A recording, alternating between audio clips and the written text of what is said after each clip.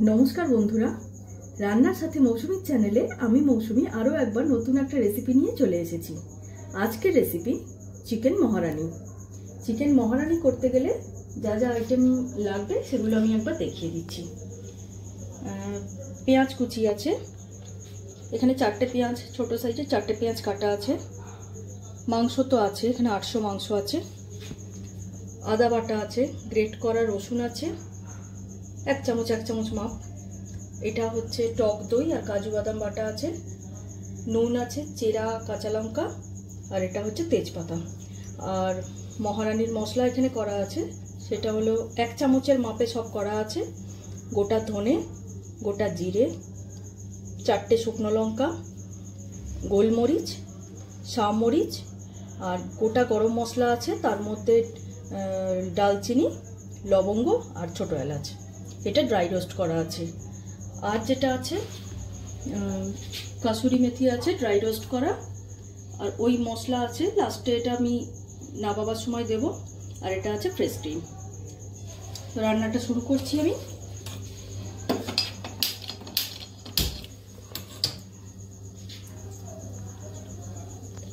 তেল গরম হয়ে গেছে, আমি পেঁয়াজ কুচিটা দিয়ে দিলাম।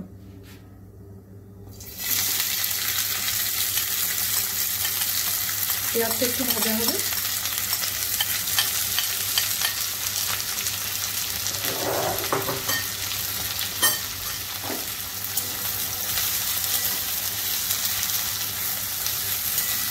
একটু নুন দিয়ে দেবো, পেঁয়াজটা তাহলে নরম হবে।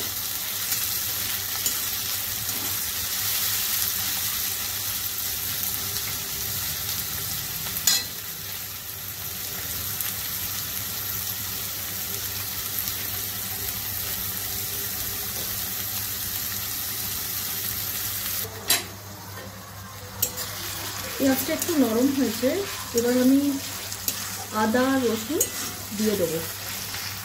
দেওয়ার পরে আর একটু সময় লাগবে এটা নরম হতে। আদা রসুনের কাঁচা গন্ধটাও যাবে আর পেঁয়াজগুলো একটু নরম হবে।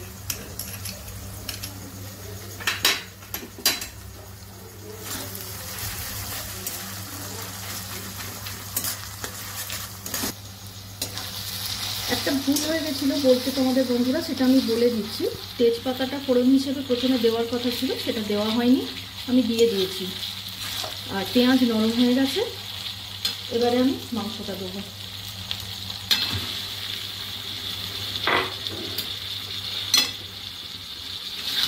মাংসটা দিয়ে ভালোভাবে নাড়াচাড়া করতে হবে।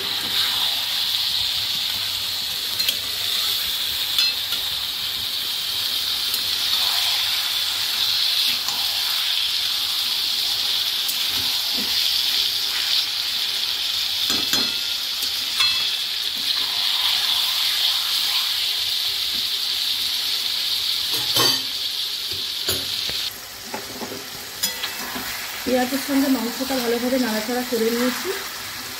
একটু মশলা দেবো আমি।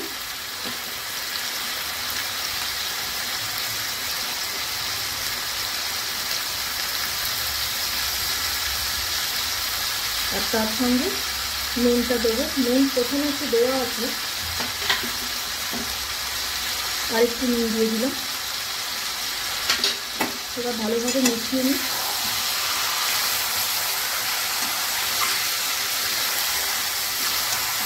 একটু মাংসটা নরম হতে সময় দিই।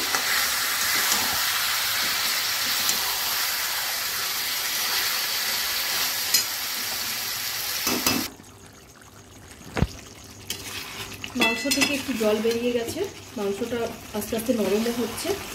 এবার আমি টক দইটা দিয়ে দিচ্ছি, মানে টক দই আর কাজু বাদাম বাটা যেটা ছিল সেটা আমি এবার দিয়ে দেবো।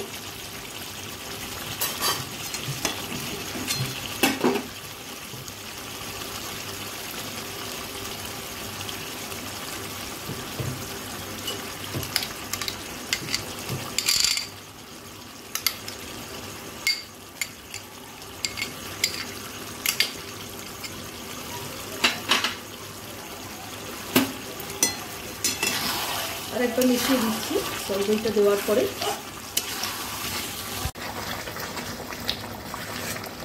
বেশ কিছুক্ষণ ধরে মাংসটা সেদ্ধ হয়ে গেছে, আর কিছুক্ষণ এটা নাড়াচাড়া করার ফলে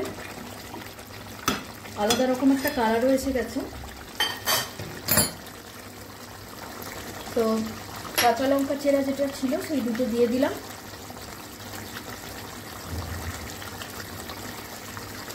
কসুরি মেথিটা একটু দেবো,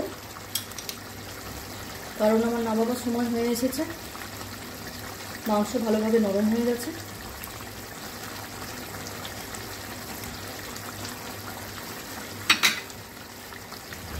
আর মশলাটা আর একটু দেবো, যে মশলাটা তৈরি করা ছিল সেই মশলাটা আর একটু দেবো।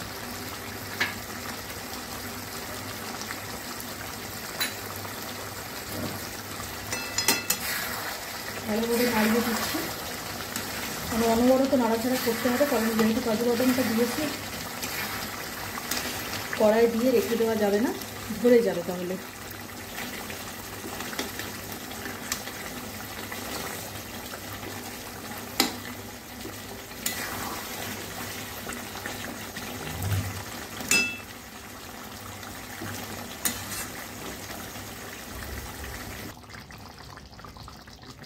মাংস ভালোভাবে সেদ্ধ হয়ে গেছে, একেবারে শেষ পর্যায়ে এসে গেছে। আমি এখানে একটু ফ্রেশ ক্রিমটা দিয়ে দিলাম, দিয়ে এবার মাংসটা নামিয়ে দেবো।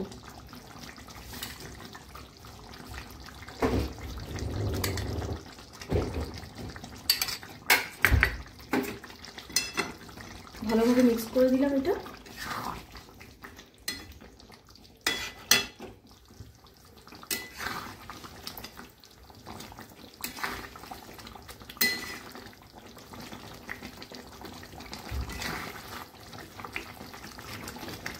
তৈরি হয়ে গেল আমার দারুণ স্বাদের চিকেন মহারানি।